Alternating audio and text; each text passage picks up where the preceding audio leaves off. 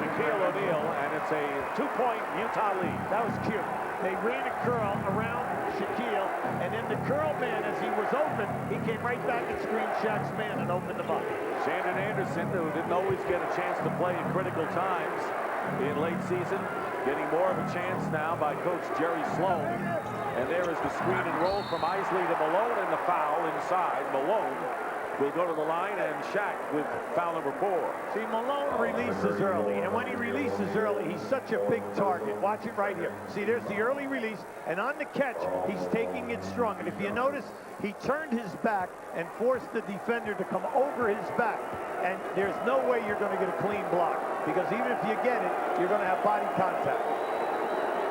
Karl Malone with a big second half.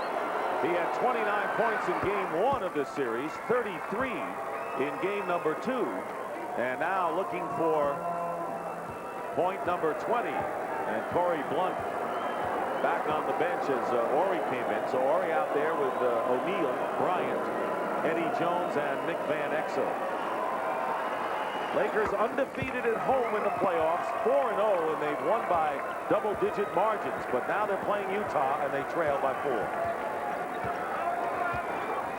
Crowd not in support right now. They're kind of sitting on their hands as Shaq goes in, and the crowd cheers, but O'Neal has 31, Hugh. See, all of that movement was designed, misdirection, to get the defense to move so Shaq could post up in the middle of the lane right in front of the rim.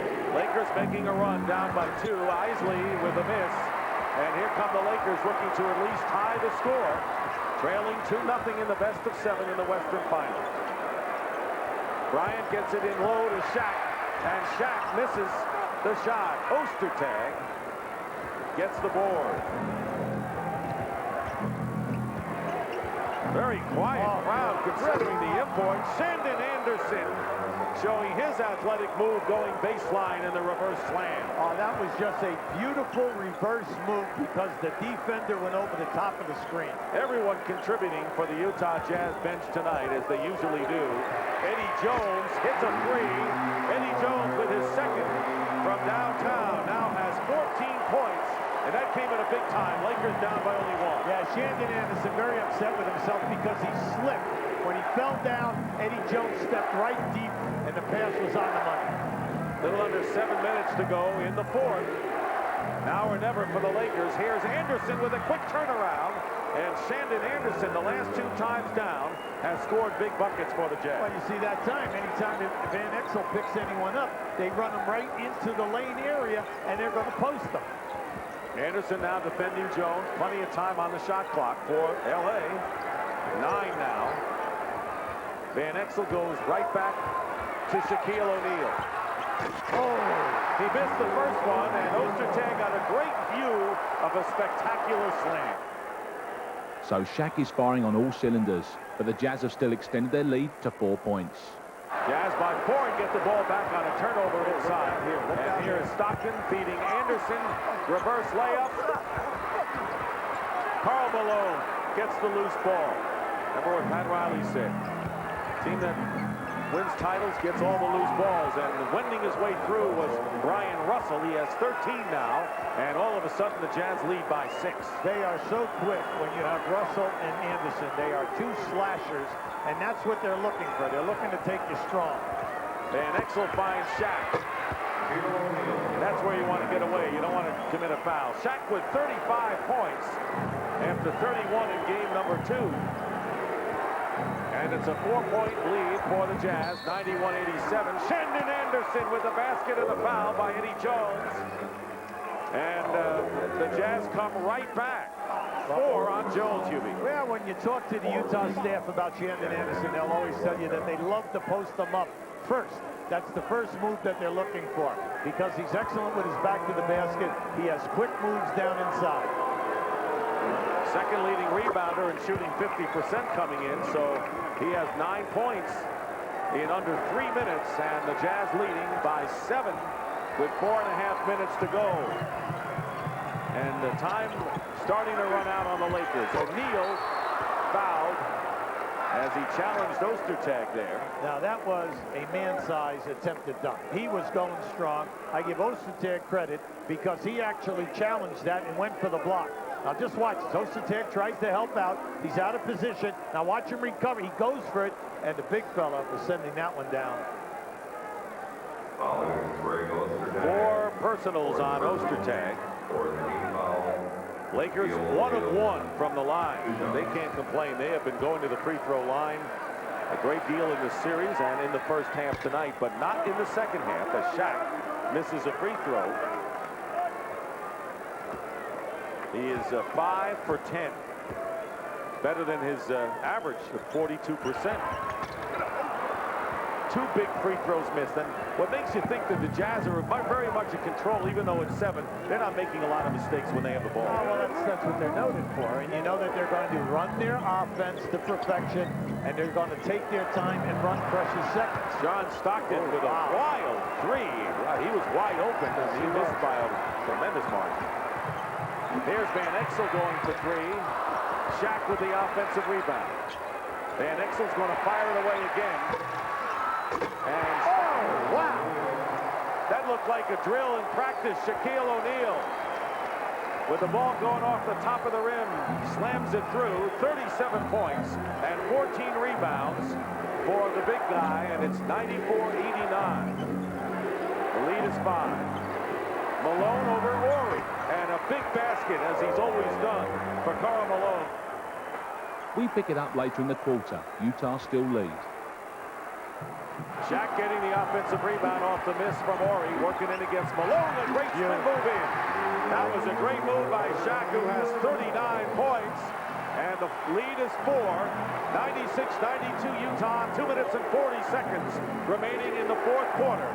Jazz leading 2-0, best of 7. And there is Anderson at the baseline, knocked away. And it's last touched by the Lakers. So the Jazz will have 11 seconds to try the shot. See, right now you have Karl Malone out there as your big guy. You have 4 road runners at the other position. 4 guys who are slashers and quick off the dribble. So you're looking for fouls and you're looking to take people to the basket. So that's Stockton, Morris, Russell, and Anderson that you refer to. And there is Karl looking for an open space. Misses. Anderson fighting for the offensive rebound, and it is still Utah's ball. See, this is where you bring it out all night, Dick.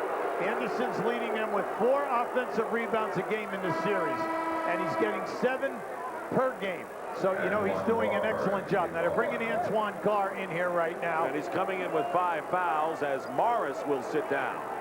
So they have Morris along with Malone, or I should say Carr along with Malone, with Russell Anderson and John Stockton. They'll milk the clock. They'll run a good clock here right now. Play 2-man game. And Eddie Jones got a piece of that one from Brian Russell. Good defensive play by Eddie Jones, giving the Lakers a chance now. Winding down to 2 minutes, a 4-point lead. Crowd on its feet. Van Exel looking for Horry. 2 minutes to go, and Horry in and out with the 3-point attempt. And look up. Karl Malone. Out to Russell, and the Lakers using some clock again. Under 2 minutes to go. 13 on the shot clock for Utah. Utah's 4 timeouts. Lakers have 2 and a 20. And there's Brian Russell going back behind the line, and a dagger by Brian Russell. That Russell 3-pointer effectively ended the Lakers. Triumphant contest for the Utah Jazz as they win a big road game. And the final score, the Jazz 109, the Lakers 98. And besides Malone's 26 points, Brian Russell had 17, not missing a shot in 6 tries. Chris Morris 15, Shandon Anderson 13.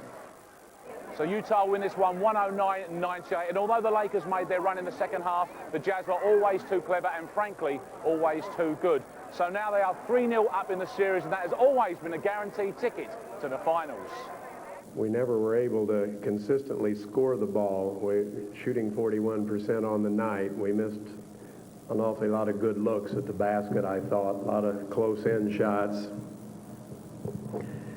That might have made the difference for us. And all in all, the Utah efficiency did us in. Well, I think our bench did a great job for us. And later on, the veteran guys got into a flow, and we started making a lot of good things happen. But our bench guys played a heck of a game for us throughout. We can't win without those guys. We realized that. Whenever they made a run, we responded really well on the defensive end, and that's how we're going to win ball games. I think it's all about playing smart. When you play smart, things work out well. Youth is everything, but knowledge is key. You'd like to think you're comfortable, but there's no comfort level yet, and it's pretty simple. I think the only way you can look at it is the first team that wins 4 games. I know it's corny, but the first team that wins 4 games is a winner. Not until that, even though we are in pretty good shape at this point, but certainly this team has beaten Seattle 4 straight, and we struggled every time we played Seattle, and this team has the ability to do that. Now, it's up to us to come with the idea every time we come to try to win the next game we play, and that's Sunday. Throughout the series, they've been playing some good ball. You know, we complain about the real side we want to. They're just playing better basketball than we are. Can't play the game over again. You just have to accept it. You just have to keep on fighting, man. You know, nobody's going to give up. That's not the way we're raised. Don't look good. Don't look good. So I know they're not going to play any worse than they're already playing. They're already playing at the best that they can play, and I don't think they're gonna let up. I think they're gonna try to just knock us out in Game 4, but you know, we gotta show some heart, come out fighting, and go down fighting. Yeah, you have to feel good, but you can't be overconfident. These guys got a lot of fight left in them. I don't want to say we'll get them at home. I want to come out and I want us to play our game here and do the best job we can. And like you said, we got opportunities, and we need to make the most of them. In the Eastern Conference Finals, the Bulls' Michael Jordan was feeling a little under the weather in Game 1 against the Pacers. In the first quarter, the effects were showing. Indiana was looking solid even when their shots were coming up short. Jackson on the move. The floater. The follow by Davis. The combo worked once. Why not try it again? Jackson all the way. And now Davis once again. Dale Davis has 8 of their 10 points. The Bulls were down mainly because Jordan missed 8 of his first 9 shots. Jordan from Kukoc goes to the glass. It spins out. His own follow. That's not there either. The Bulls got a scoring lift from an unlikely source, Dennis Rodman. He was showing plenty of hustle at both ends of the court. Antonio Davis. Offensive foul. Last minute of the half. Pippen on the move. Rodman follows in emphatic fashion. In the third quarter, his airness got well quick and took the rock to the rim. Here's Michael with the steal, and Chicago with the lead. And then he made the Pacers sick. Pippen for Jordan.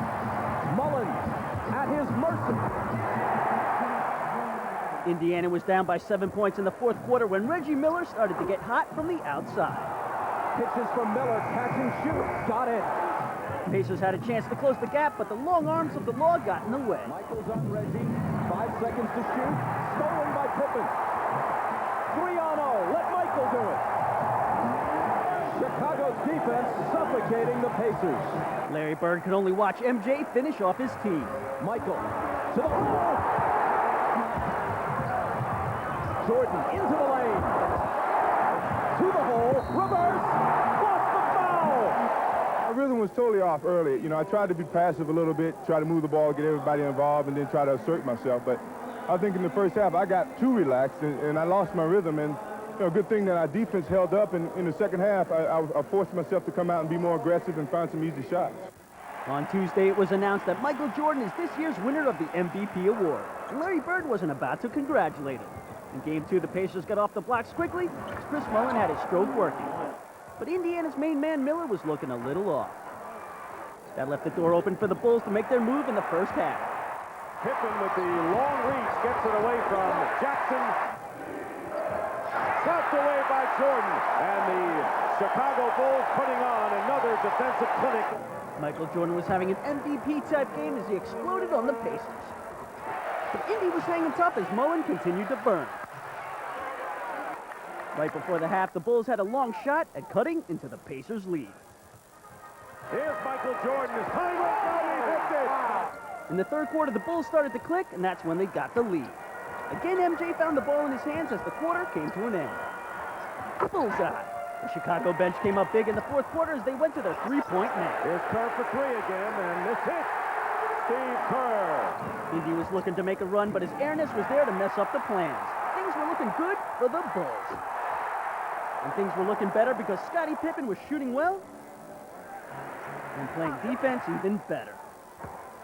Smith going strong, blocked by Scottie Pippen. It looked like the Pacers' offense was falling like a house of cards. Chicago was looking for the hammer blow. Michael Jordan with a big turnaround, 37 points. This is the reason he's the MVP. Michael Jordan with a fall away. Oh, what a shot by Michael Jordan. And that may be the exclamation point. The Bulls take the game and lead the Pacers 2-0. MJ finished with 41 MVP points. I always said that getting that type of trophy is added pressure. You know, you have to go out and live up to it at some particular time. And tonight was no different. You know, I felt pressured to go out and prove that you guys didn't make any mistakes in your voting. I thought that he played a great game. There's no question about that. He scored a lot of points, and he's the reason they won it. I mean, he kept them in the game even when they was down. He made some tough shots there at the end of the half, and I think he scored 6 points in a row. Then the second half, he was pretty dominant. So in the Eastern Conference, the Bulls have a 2-0 lead. You can see Game 3 on tomorrow's 24/7. That win by Utah puts the Lakers in a massive hole, down 3-0. So here we go. Philadelphia beckons, and all the star faces that come with it for 1999's All-Star Game. And this is your last chance to win a dream ticket to the event, and what's more, pick up a serious hoop and ball affair as our weekly winner.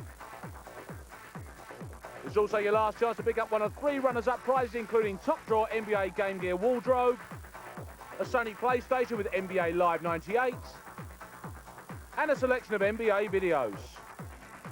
Last week we asked you how many teams there were in the NBA, and the answer was 29, which the Chuckster could not be more delighted about. Congratulations to our winner and runners-up. So this week's final question is all about Mike. Here he is in plain clothes, but what number does Air Jordan play in? Is it A, 13, B, 23, or C, 33? So if you've got Mike's number, call us on our number, 0891 247 247 with your answer. And remember to ask for permission if it's not your phone. And for the final time, good luck to you. And so Utah win a crucial one on the road. And doesn't this place know all about it? To see how this series turns out, make sure you watch Raw again next Saturday morning. But before then, tomorrow lunchtime, 24/7 returns with more NBA conference final action. Plus, we compare the 2 rookie vintages of 84 and 96. I'll see you tomorrow.